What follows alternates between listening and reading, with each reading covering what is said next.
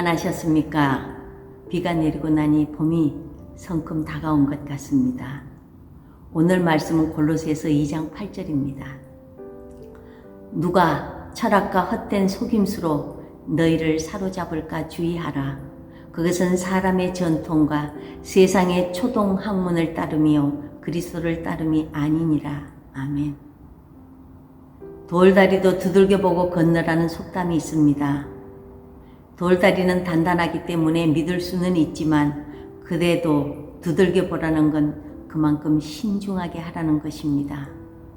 우리의 신앙생활도 그러합니다. 돌다리도 두들겨 보는 심정으로 발걸음을 내디뎌야 할 때가 참 많습니다. 사단이 곳곳에 그럴싸한 미끼를 걸어 함정을 준비하고 있기 때문입니다. 바울은 골로새 성도들에게 누가 철학과 헛된 속임수로 너희를 사로잡을까 주의하라.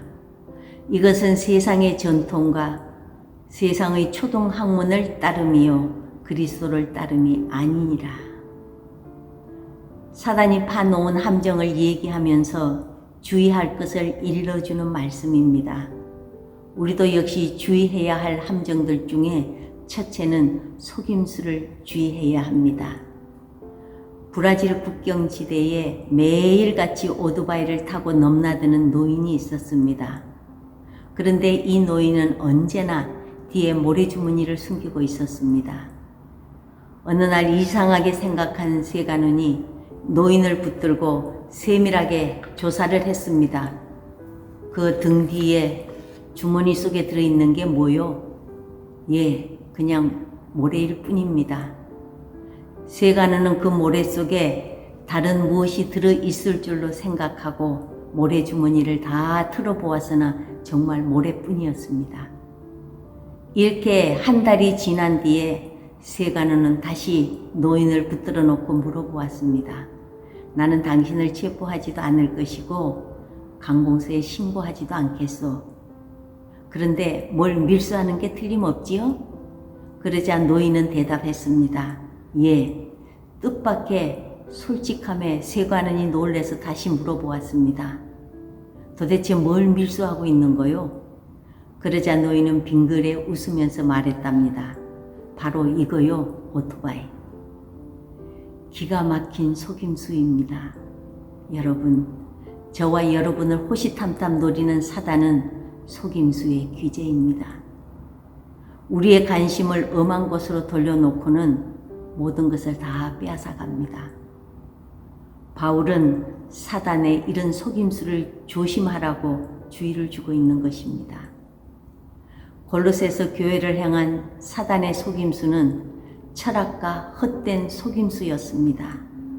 철학, 즉 사람의 유전은 하나님의 계시가 아닌 인간들이 꾸며낸 거짓 교훈을 가리킵니다. 그리고 헛된 속임수인 세상의 초등학문은 초등학교 교육을 의미하는 것이 아니라 천사 숭배와 같이 우상 숭배가 아닌 듯이 보여서 우리를 미혹하고는 정작은 우상 숭배의 제약에 우리를 몰아넣는 속임수를 말하는 것입니다. 초대교회 시대에는 지금 우리가 가지고 있는 이런 신약성경이 없었습니다. 예수님께 직접 교훈을 받은 제자들이 기억을 더듬어서 정리해서 전해주는 것이 복음의 전부였습니다. 그래서 이런 이단들이 더 성행했던 것입니다. 성경이 없으니 천사의 가면을 쓰고 교회에 들어와서 사람들을 멸망으로 몰아넣었던 것입니다. 그때에 비하면 지금은 얼마나 좋은 신앙의 시대가 온 것입니까? 성경이 완성되어 원하는 사람은 얼마든지 성경을 소유할 수 있고 성경이 있으니 사단의 속임수를 더 단호하게 물리쳐 이길 수 있는 조건도 갖고 있는 것입니다. 말씀을 부여잡고 사단의 속임수를 이기고 승리하기를 축원합니다. 둘째, 사단의 노략질을 주의해야 합니다. 노략한다는 말은 쉬라고곤이라는 헬라어로서 전쟁에서 포로를 사로잡아 그들을 노략물로 취하는 것을 의미합니다. 소유물을 빼앗는 것으로 끝나는 것이 아니라 마침내 결국은 내 생명까지도 빼앗아 노예로 삼고 멸망의 길을 걷게 합니다. 남아메리카 밀림 속에는 부시마스터라는 독사가 있습니다. 이 뱀은 무서운 독을 가지고 있는 데다가 몸집이 크고 공격적이어서 이 뱀에 피해를 당하는 사람이 적지 않다고 합니다. 한 번 물리면 20분 이상을 살아있을 수가 없고 독이 순식간에 전 혈액에 퍼지기 때문에 해독제가 소용이 없답니다. 그런데 이 독사는 빛깔이 너무 아름다워서 기어가는 모습이 마치 무지개의 영롱함처럼 황홀하기 때문에 넋을 잃고 바라보고 있노라면 어느새 달려들어서 물기 때문에 생명을 잃는다고 합니다. 사단은 뱀보다도 공격적이고 뱀의 위장술보다 더 화려한 변장을 하고 나타납니다. 이것이 다 하나님의 자녀들을 노략하기 위한 수단입니다. 그러나 우리가 주님을 모시고 있는 이상 사단이 할 수 있는 일은 우리를 위협하는 일뿐입니다. 사단의 위험이 아무리 거세도 두려워하지 마십시오. 그저 위험일 뿐입니다. 이빨을 드러내고 으르렁대도 그뿐입니다.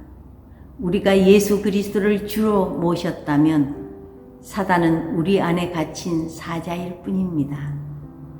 다만 주의할 것은 오늘날의 사단의 모습은 다니엘을 삼키려고 굶주린 사자의 모습이 아니라는 것입니다. 우리의 신앙을 기울게 하는 우상의 모습입니다.